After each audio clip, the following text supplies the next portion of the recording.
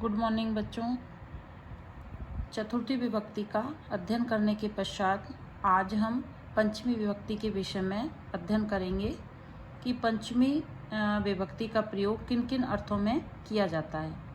ये हमारे कारक प्रकरण में पंचमी विभक्ति के विषय में आपको जानना आवश्यक है कि पंचमी विभक्ति का प्रयोग किन किन धातु और अर्थों के साथ किस प्रकार से किया जाता है। सूत्र दिया हुआ है एक, ध्रुवम पाए अपादानम।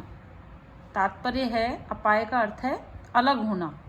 किसी वस्तु या व्यक्ति से किसी कारक या किसी वस्तु व्यक्ति से किसी चीज को जब हम अलग करते हैं तो अलग होने पर उसकी अपादान संज्ञा कहलाती है। और अपादाने पंचमी, जैसा कि दिया गया है कि अपादान कारक जिसको हम अलग करते हैं उसमें पंचमी विभक्ति का प्रयोग किया जाता है। सूत्र के साथ में उदाहरण दिया है, ग्रामात आयति। ग्रामात आयति गांव से आता है। तो यहाँ पर जो गांव है वो अवधि रूप है, यानी कि गांव जो है उससे अलग हो रहा है, वो एक जगह स्थिर है, उसका मूवमेंट नहीं है, लेकिन गांव से आ रहा है।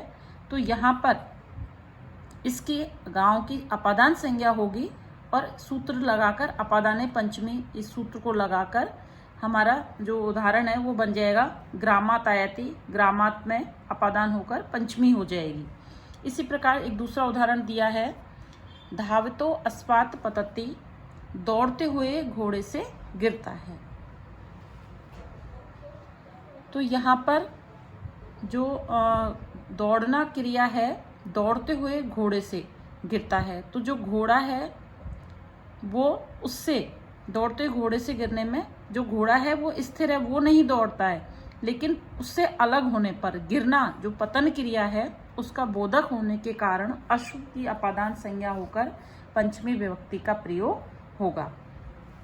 उसी प्रकार से सूत्र दिया है, वार्तिक है, जुगुप्सा विराम प्रमाद अर्थानाम उपसंख्यानम।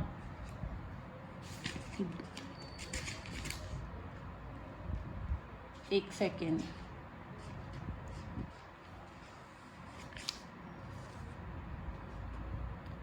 जुगुप्सा विराम एवं प्रमाद अर्थानाम, इन धातुओं के जो कारक है उनकी भी अपादान संज्ञा होती है।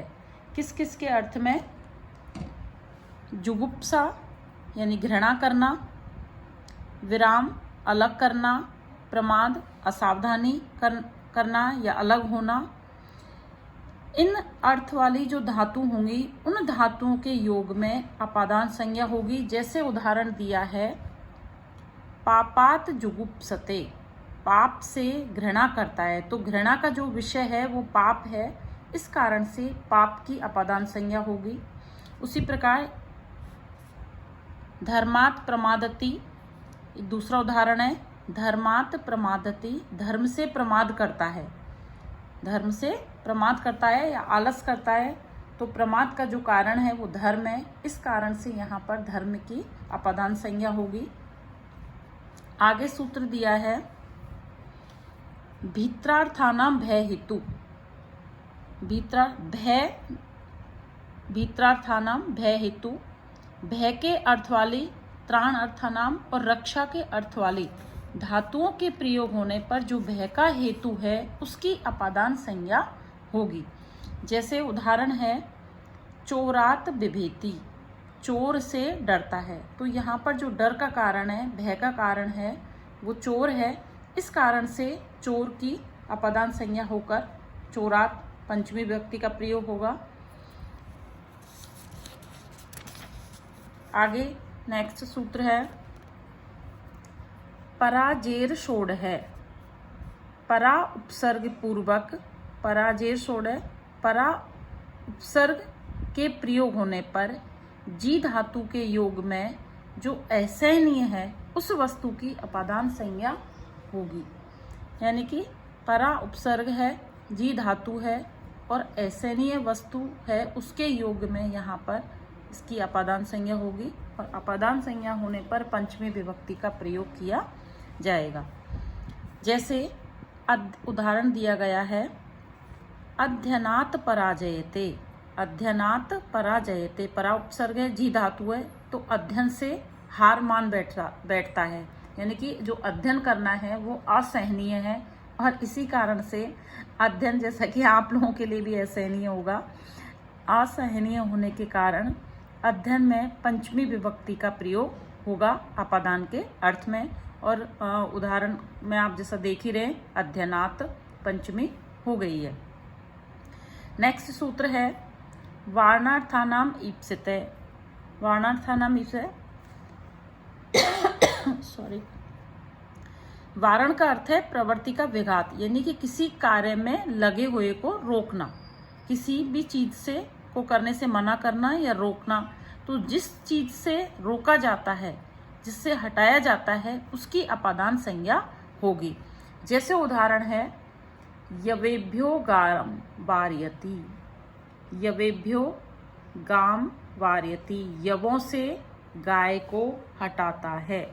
तो यव जो है वो गाय को अच्छे लगते हैं, उसके लिए ईप्सित है, लेकिन यहाँ पर उन यवों से गाय को दूर किया जा रहा है, तो यव की अपादान संज्ञा होकर पंचमी विभक्ति का प्रयोग होगा।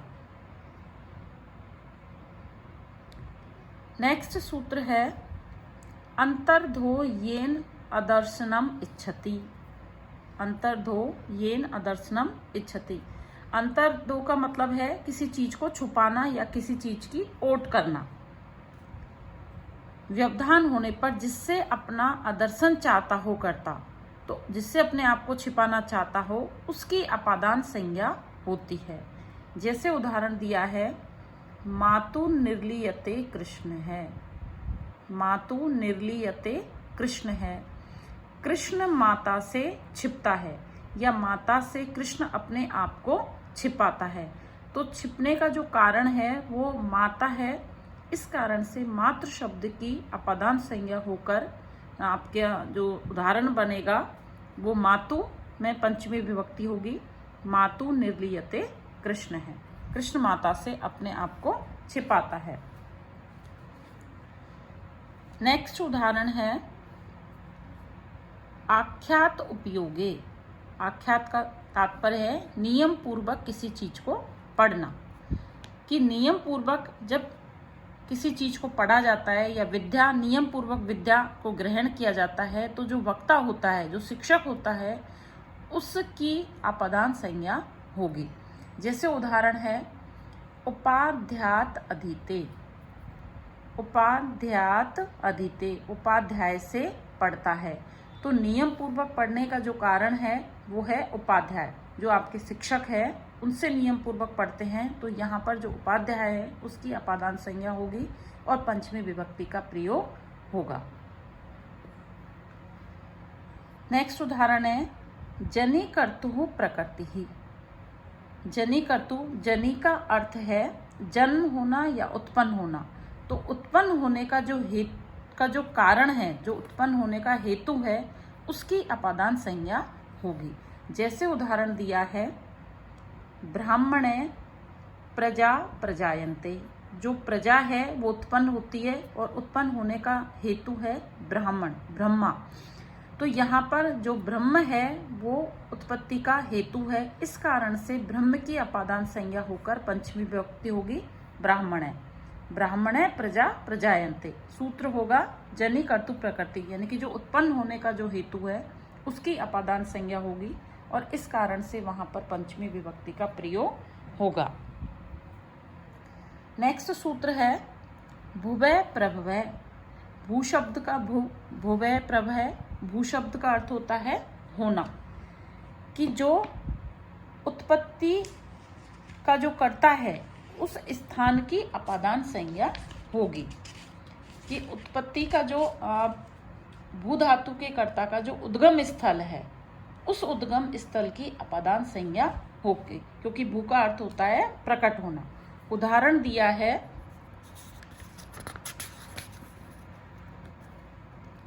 उदाहरण है हिमवतो गंगा प्रभवती। हिमालय से गंगा निकलती है। तो यहाँ पर गंगा का जो उद्गम, जो उत्पत्ति का स्थान है वो हिमालय है। इस कारण से हिमालय की इस नियम से अपादान संज्ञा होगी और अपादान संज्ञा होने के कारण हिमवतों में पंचमी विभक्ति का प्रयोग होगा। नेक्स्ट सूत्र है जो वार्तिक है, ल्यब लोपे कर्मण्य अधिकरणे च। ल्यप प्रत्यांत के छिपे रहने पर, ल्यप लोपे कर्मण्य अधिकरण च, ल्यप प्रत्यांत के छिपे रहने पर जब उसका अर्थ प्रकट होता है तो उसके कर्म तथा आधार में पंचमी विभक्ति का प्रयोग होगा। कि ल्यप प्रत्यांत का अर्थ छिपा है और उस अर्थ, किंतु उसका अर्थ छिपा होने पर भी ल्यप प्रत्यय प्रतीत हो रहा है, तो वहां पर उसके जो कर्म और आधार है उसमें पंचमी विभक्ति होगी। जैसे उदाहरण दिया है, प्रासादात प्रेक्षते। प्रासादात प्रेक्षते यानी कि भवन पर या महल पर चढ़कर देखता है। तो यहाँ पर महल से देखना, लेकिन महल से देखने के लिए जो आरूढ़ जो शब्द है वो ल्यप प्रत्यांत का है, किंतु उसका यहाँ पर प्रयोग नहीं किया है। होना तो चाहिए कि प्रसादात आरूह्य प्रेक्षते, महल पर चढ़कर देखता है, लेकिन आरूह्य यहाँ पर छुपा हुआ है इस कारण, और उसका अर्थ प्रतीत हो रहा है। तो ऐसे ल्यप प्रत्यांत जहाँ पर हो, जहाँ पर उनका अर्थ प्रतीत होता हो, तो वहाँ पर इस वार्तिक से प्रसाद में पंचमी विभक्ति होगी और प्रसादात प्रेक्षते ये आपका उदाहरण बनेगा। उसी प्रकार दूसरा है आसनात प्रेक्षते, आसन से देखता है। तो आसन से देखने के लिए आसन पर बैठना जरूरी है, और बैठना के लिए जब हम शब्द यूज करेंगे उपविश्य, तो उपविश्य जो शब्द है वो ल्यप प्रत्यांत है, जो कि यहाँ पर प्रतीत नहीं हो रहा है किंतु अर्थ की प्रतीति हो रही है। इस कारण से इस वार्तिक से यहाँ पर पंचमी विभक्ति का प्रयोग होगा और उदाहरण बनेगा आपका आसनात प्रेक्षते। इस प्रकार से बच्चों पंचमी विभक्ति का प्रयोग किस किस अर्थ में किया जाता है आज हमने ये जाना है। आगे के वीडियो में हम और आगे बताएंगे कि और कितने अर्थों में पंचमी विभक्ति का प्रयोग किया जा सकता है।